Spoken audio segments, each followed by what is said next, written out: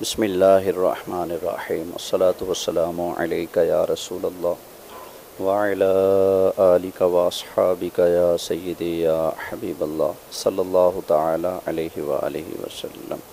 Face بک پر ہماری face book I D پر ضرب دیوبند کے نام سے کسی کی فیس بک آئی ڈی ہے، انہوں نے کمنٹ کے اندر مجھے یہ کہا ہے کہ آپ متنازع عبارات پر ہم سے بات کر لیجئے، آپ ہماری عبارتیں پیش کریں، ہم آپ کی عبارتیں پیش کریں گے۔ تو مجھے آپ کی پیشکش قبول ہے اور اس کو پورا کرنے کے لیے میں حاضر ہوں۔ میں آپ کی پیشکش قبول کرتے ہوئے آپ کے ساتھ متنازع عبارات پر گفتگو کرنے کے لیے تیار ہوں۔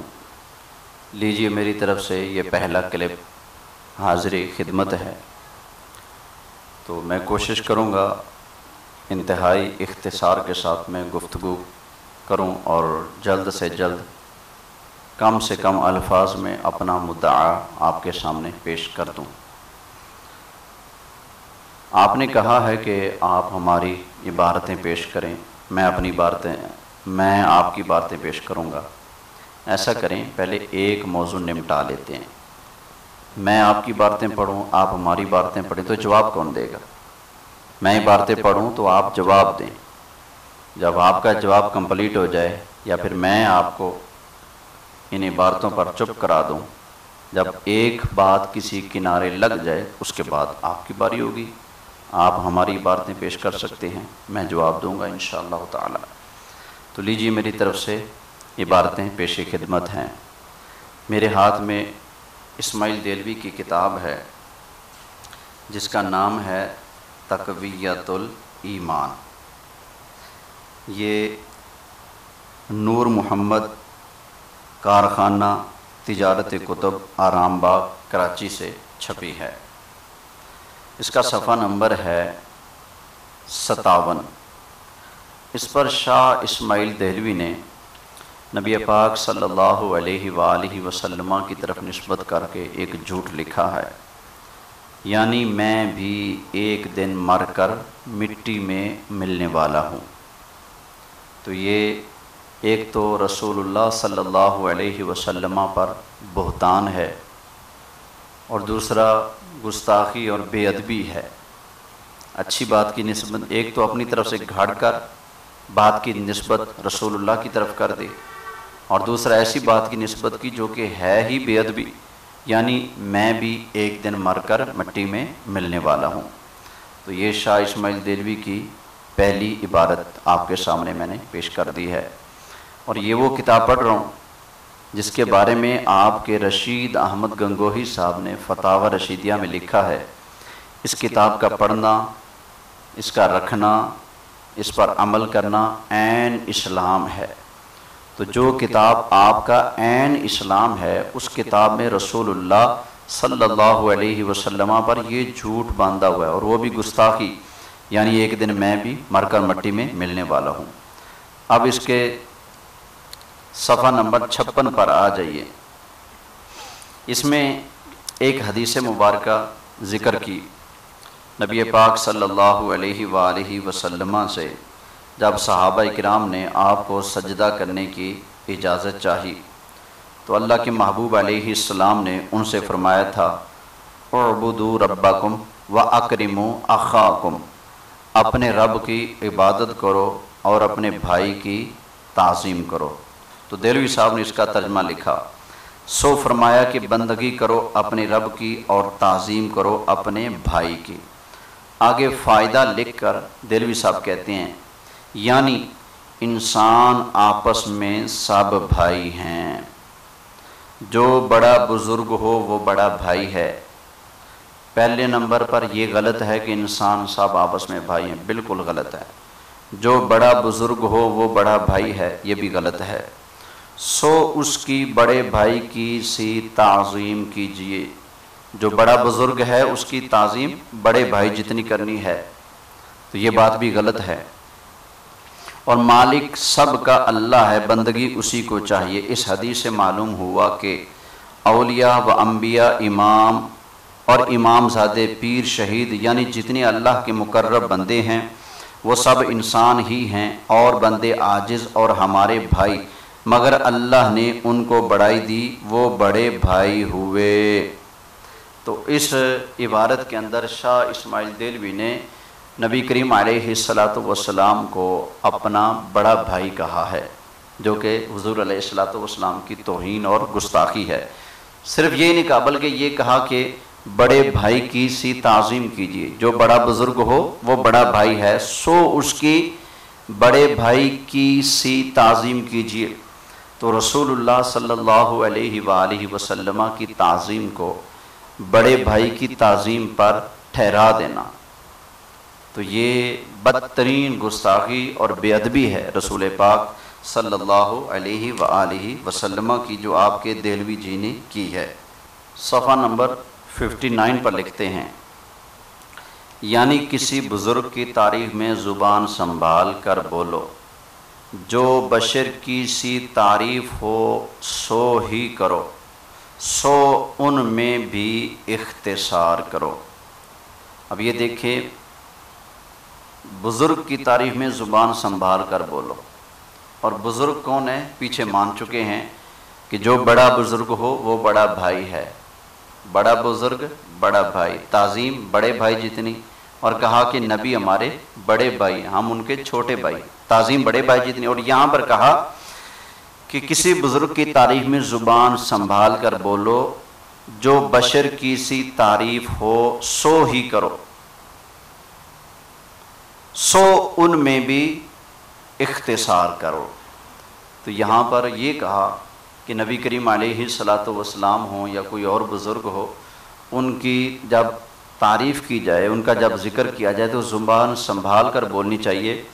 جو بشر کی سی تعریف ہے وہی کرنی چاہیے، بلکہ اس میں بھی کمی کرنی چاہیے۔ ایک عام انسان بشر جتنی تعریف حضور کی کرو، بلکہ اس میں بھی کمی کرو۔ اب یہ نبی پاک صلی اللہ علیہ وسلم کے مرتبے، شان، عزت اور عظمت میں کمی کرنا اور کمی کو چاہنا، یہ کیا حضور علیہ السلام کی گستاخی اور توہین نہیں ہے؟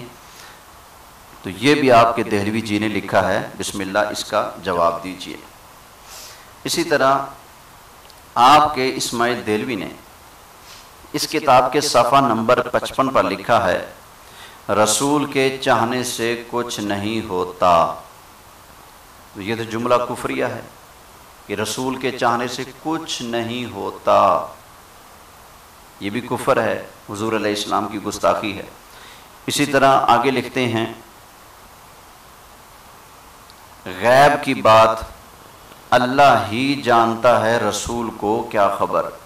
یہ عبارت اس عبارت سے چند لائنیں نیچے چھوڑ کر یہ عبارت موجود ہے کہ غیب کی بات اللہ ہی جانتا ہے، رسول کو کیا خبر۔ تو نبی کریم علیہ السلام سے خبر کی نفی کرنا یہ بھی کفر ہے، کیونکہ یہ قرآن کا انکار ہے۔ کیا نبی کریم علیہ السلام خبریں نہیں دیتے اور غیب کی خبریں نہیں دیتے؟ آپ خود تو کہتے ہو علم غیب نہ مانو، اخبار غیب مانو، غیب کی خبریں مانو۔ تو غیب کی خبریں جب آپ مانتے ہو، اور آپ کے دہلوی جی کہتے ہیں کہ رسول غیب کی بات اللہ ہی جانتا ہے، رسول کو کیا خبر، تو کیا یہ کفر نہیں ہے؟ اسی طرح اسماعیل دہلوی نے اس کتاب کے صفحہ نمبر 53 پر لکھا ہے، اللہ کی شان بہت بڑی ہے کہ سب انبیاء اور اولیاء اس کے روبرو ایک ذرہ ناچیز سے بھی کم تر ہیں۔ اب اللہ تو نبیوں کی شانیں بیان کرے، عظمتیں بیان کرے، مرتبے بیان کرے، ان کی شان و عظمت کو بیان کرے، اور آپ یہ کہیں کہ ایک ذرہ، وہ بھی ناچیز، نبی اللہ کی بارگاہ میں، اور سارے نبی اور اولیاء اللہ کی بارگاہ میں اس ذرہ ناچیز سے بھی کم تر ہیں۔ اب اللہ کی بارگاہ میں ذرے کی تو وقت ہو اور نبیوں ولیوں کی وقعت ذرے سے بھی کم ہو، یہ کہنا کیا یہ کفریہ جملہ نہیں ہے؟ کیا اس میں تمام انبیاء اور اولیاء کی توہین نہیں ہے؟ تو یہ بھی آپ کے دہلوی جی کا کفر ہے جو انہوں نے گھڑا ہے اور نبی پاک علیہ الصلوۃ والسلام کے بارے میں لکھ دیا ہے۔ کہ دہلوی صاحب اس کتاب کے صفحہ نمبر 43 پر لکھتے ہیں، اور جس کا نام محمد یا علی ہے وہ کسی چیز کا مختار نہیں۔ نبی کریم علیہ السلام کا ذکر کرتے ہوئے نہ صلی اللہ علیہ وسلم، نہ علیہ السلام، اور حضرت علی رضی اللہ تعالی عنہ کا نام لیتے ہوئے نہ رضی اللہ تعالی عنہ، نہ کوئی اور دعائیہ کلمات، کچھ بھی نہیں لکھا۔ بس کیونکہ تعلیم دے رہے ہیں نا، بڑے بھائی کی سی تعظیم کیجئے، تو یہ تو کہنا ہے نا عام بشر کی سی تعریف کرو، بلکہ اس سے بھی کم کرو، تو اس نے کہاں صلی اللہ علیہ وسلم لکھنا ہے؟ تو کہتا ہے جس کا نام محمد یا علی ہے وہ کسی چیز کا مختار نہیں۔ اب میں کئی چیزوں کا مختار ہوں، دیوبندی صاحب آپ کئی چیزوں کے مختار ہو، اور جس کا نام محمد ہے جو اللہ کا محبوب ہے، کل نبیوں کا امام ہو، وہ کسی چیز کے مختار نہیں۔ کیا یہ رسول پاک صلی اللہ علیہ وآلہ وسلم کی توہین اور بے ادبی نہیں ہے؟ اسی کتاب کے صفحہ نمبر 36 پر دہلوی صاحب کہتے ہیں کہ اس شہنشاہ کی تو یہ شان ہے کہ ایک آن میں ایک حکم کن سے اگر چاہے تو کروڑوں نبی اور ولی اور جن و فرشتہ جبرائیل اور محمد صلی اللہ علیہ وآلہ وسلم کے برابر پیدا کر ڈالے۔ اب یہ کیا کہنا جائز ہے؟ اللہ تعالیٰ کی قدرت کو اس انداز میں بیان کرنا کہ اللہ چاہے تو کروڑوں محمد پیدا کر ڈالے۔ کیا اللہ نے یہ وعدہ نہیں فرمایا قرآن میں وَلَٰكِن رَسُولَ اللَّهِ وَخَاتَمَ النَّبِيِّينَ؟ نبی کریم علیہ السلام اللہ کے رسول ہیں اور سب سے آخری نبی ہیں۔ جب یہ ممکن مانا جائے کہ کروڑوں محمد ہو سکتے ہیں تو نبی کریم علیہ السلام آخری رہیں گے، تو یہ تو ختم نبوت کے جھوٹے ہونے کا احتمال پیدا ہو گیا کہ احتمال ہے، ممکن ہے کہ ختم نبوت کی مہر ٹوٹ جائے اور کوئی اور بھی محمد بن کر دنیا میں آ جائے۔ یہ تو آپ مرزا قادیانی کو سپیس دے رہے ہیں۔ مرزا قادیانی کہتا ہے کہ وہی محمد میں ہوں، بس اب مرزا قادیانی کے روپ میں آ گیا ہوں، میں ہوں وہی محمد۔ تو آپ تو یہ قادیانی کو سپورٹ دے رہے ہو یہ لکھ کر۔ تو آپ کے دہلوی صاحب کہتے ہیں کہ اگر اللہ چاہے تو کروڑوں محمد پیدا کر ڈالے، جبکہ اللہ تعالیٰ نبی کریم علیہ السلام کے بعد ایک محمد دوسرا بھی پیدا نہیں فرمائے گا، کیونکہ اللہ تعالیٰ نے یہ وعدہ فرما لیا ہے ما کان محمد ابا احد من رجالکم ولکن رسول اللہ وخاتم النبیین۔ جب اللہ نے حضور علیہ السلام کا خاتم النبیین ہونا بیان فرما دیا ہے تو لازماً یہ نتیجہ ہے کہ اللہ حضور کے بعد کوئی اور نبی نہیں بنائے گا، کوئی اور نبی بھی نہیں بنائے گا، اور کوئی اور محمد بھی اللہ پیدا نہیں فرمائے گا۔ یہ اللہ کا وعدہ ہے اور اللہ کی شان ہے ان اللہ لا یخلف المیعاد۔ اللہ اپنے وعدے کے خلاف نہیں کرتا۔ مگر آپ کو کیا فکر ہو اس سے، کیونکہ آپ نے تو درس ہی یہ دی ہے کہ اللہ تعالیٰ جھوٹ پر بھی قادر ہے، اللہ تعالیٰ وعدہ خلافی پر بھی قادر ہے، اللہ چاہے تو وعدے بھی توڑ سکتا ہے، اللہ چاہے تو جھوٹ بھی بول سکتا ہے۔ تو جب آپ کے ہاں رب کا جھوٹا ہونا ممکن ہے تو دوسرا محمد پیدا ہو جانا اور حضور کے بعد کوئی اور نبی آ جانا یہ کیسے ناممکن ہو سکتا ہے؟ تو آپ کس منہ سے ختم نبوت کے جلسے کرتے ہو اور نبی کریم علیہ السلام کو خاتم النبیین ماننے کا دعویٰ کرتے ہو، جبکہ تمہارا گمان یہ ہے کہ اللہ قادر ہے، اور قادر ہونے کا مطلب یہ ہے کہ جن چیزوں کا اللہ نے وعدہ کر رکھا ہے اللہ اس وعدے کو بھی توڑ دے گا۔ یہ اللہ کی قدرت ماننے کا یہ معنی مطلب تم نے کہاں سے اخذ کر لیا ہے؟ بے شک اللہ تعالیٰ قادر ہے، اللہ کی شان ہے ان اللہ علی کل شیء قدیر وہو علی ما یشاء قدیر، لیکن اس کا مطلب یہ کہاں کہ اللہ تعالیٰ کا جھوٹا ہونا بھی ممکن مان لیا جائے اور اللہ تعالیٰ کے وعدوں کا ٹوٹ جاننا اور وعدہ خلافی ممکن ہونا یہ تسلیم کر لیا جائے، یہ کہاں کا اصول ہے؟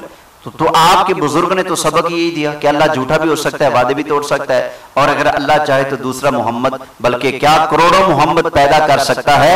جبکہ ہم یہ کہتے ہیں اللہ وعدہ کر چکا قرآن میں، حضور اللہ کے آخری نبی ہیں، تو اب حضور کے بعد اللہ ایک دوسرا محمد بھی پیدا نہیں فرمائے گا، کروڑوں محمد تو بعد کی بات ہے۔ کیوں؟ اگر اللہ پیدا فرماتا ہے تو اللہ تعالیٰ کے کلام کے اندر تناقض لازم آتا ہے، اللہ تعالیٰ کے کلام کا جھوٹا ہونا لازم آتا ہے، جبکہ وَمَنْ أَصْدَقُ مِنَ اللَّهِ قِيلًا وَمَنْ أَصْدَقُ مِنَ اللَّهِ حَدِيثًا، اللہ سے بڑھ کر کسی کی بات سچی نہیں ہو سکتی۔ تو یہ آپ کے بزرگ دہلوی صاحب کہہ رہے ہیں کہ اللہ چاہے تو کروڑوں محمد بھی پیدا کر ڈالے۔ اسی طرح اس کتاب کے اندر انہوں نے یہ بھی سبق پڑھایا کہ صرف اللہ کو مانو، اللہ کے علاوہ کسی اور کو نہ مانو۔ آپ کے اسی دہلوی صاحب نے صراط مستقیم کے اندر لکھا ہے کہ نبی کریم علیہ السلام کا خیال اگر نماز کے اندر آ جائے تو اس سے شرک لازم آئے گا، اور حضور علیہ السلام کا خیال معاذ اللہ بیل اور گدے کے خیال سے زیادہ برا ہے۔ تو یہ میں نے آپ کے اسماعیل دہلوی صاحب کے ابھی حوالہ جات پیش کیے ہیں۔ آپ کے دیگر اکابرین کے جو کفریات ہیں ان کو ابھی تک میں نے نہیں چھیڑا، پہلے آپ ان کا جواب دے لیے۔ جب آپ ان کا جواب دے لیں گے اور ان ساری باتوں کو قرآن و حدیث سے آپ ثابت کر دیں گے، یا پھر ان کا کفریہ اور گستاخانہ ہونا آپ جب تک تسلیم نہیں کر لیں گے، میں آپ کو آگے نہیں چلنا دوں گا۔ اب آپ کی دعوت کے اوپر میں نے یہ کلپ بنا دیا ہے، آپ کے بزرگوں کی کفریہ عبارات میں نے پیش کر دی ہیں، اب میں دیکھتا ہوں کون ہے مائی کا لال جو ان کفریہ عبارات کا دفاع کرتا ہے قرآن و سنت کی روشنی میں۔